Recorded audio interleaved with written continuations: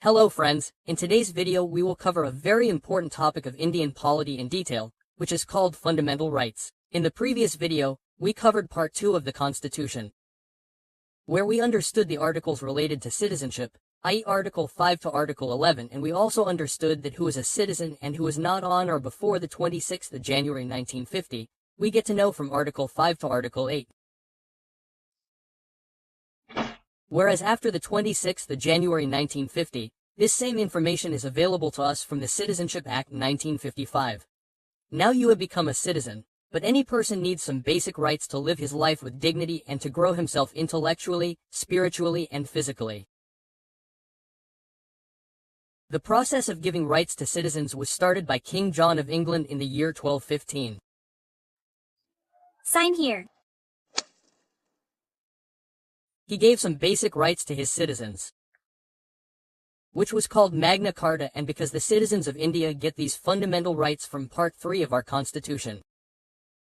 That is why we call Part 3 of the Constitution as Magna Carta of India.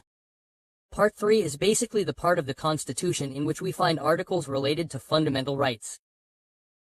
That is, from Article 12 to Article 35. The freedom fighters of our country were very serious about fundamental rights even before independence.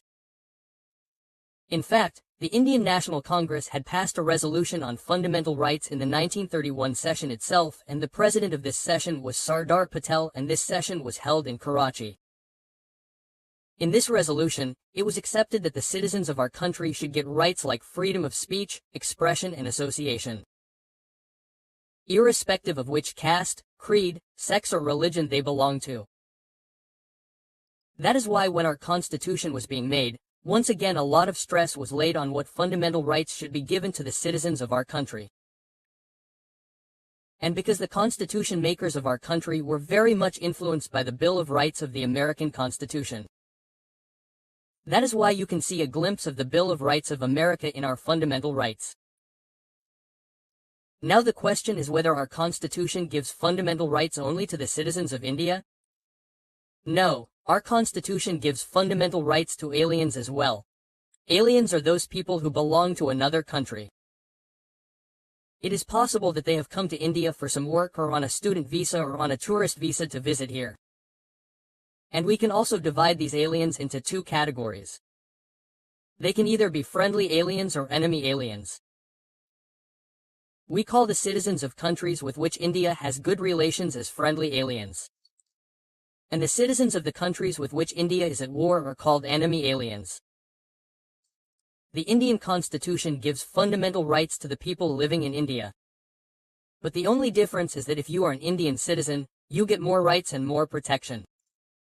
And among aliens too, our Constitution gives more fundamental rights to friendly aliens than to enemy aliens. Now one thing is important to understand here, that every right that we get from the Constitution is not fundamental. Basically, whatever rights the Constitution gives us are called constitutional rights. But among these constitutional rights, the rights that we get from Part 3 of the Constitution are called fundamental rights. The main difference between fundamental rights and other constitutional rights is that if your fundamental rights have been violated, then you can directly approach the Supreme Court. Apart from fundamental rights, you cannot directly go to the Supreme Court in case of violation of any other rights. Apart from this, our Constitution protects fundamental rights from any kind of changes. The Constitution says that if the government makes any law that tampers with the fundamental rights, then those laws will be considered null and void by the court. In this way, our Constitution assures that no matter how autocratic or dictatorial the government becomes in the country, the liberty, freedom, and fundamental rights of the people of the country will remain intact. We get 6 fundamental rights in our Constitution. These fundamental rights are right to equality, right to freedom, right against exploitation, right to freedom of religion, cultural and educational rights, right to constitutional remedies. When we read these fundamental rights and the articles related to them, we see one term repeatedly, and that term is state. And that is why the state has been defined in the first article of Part 3 of the Constitution, i.e. Article 12. Here it has been broadly said that all the law-making bodies and all the agencies that implement those laws represent the states. For example, the central government and the Parliament of India. Here the Parliament makes the laws and the government implements them. Similarly, at the state level, the state government and the state legislature also represent the state. And if we drill down, we will see that local authorities such as municipalities, panchayats, district boards, improvement trusts, etc. also implement the laws made by the state and central legislature. So these can also be considered states. Not only this, we also put statutory and non-statutory bodies like LIC, ONGC, SAIL, etc. in this category. So all of them individually represent the state. And according to the Supreme Court, those private agencies which work for the state also represent the state.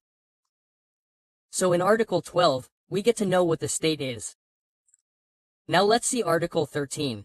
Article 13 says that if any law tampers with the fundamental rights, then such law will be rejected. And the power to reject such laws has been given to the Supreme Court. That is, the Constitution is giving the power of judicial review to the Supreme Court that whatever laws the Parliament will make, the Supreme Court can review those laws. And if the Supreme Court finds in its review that these laws are playing with the fundamental rights, then the Supreme Court can declare those laws null and void. Now here when we say all laws, it is very important to know what kind of laws are being talked about here. These can be the laws that have been passed by the Parliament or the state legislature. These can also be ordinances that are issued by the President or the state governors. Apart from this, orders, bylaws, rules and regulations or notifications passed by any kind of executive legislation can also be considered here. What is meant by executive legislation here? It is important to understand this. Basically, what happens is that the job of the executive is to implement the laws, but in some cases, the executive is also given the power to make rules. That is, when such subordinate legislation work is done by the executive, it is called delegated legislation or executive legislation. And if any of these laws is found to be making changes in the fundamental rights, then the Supreme Court can immediately void them.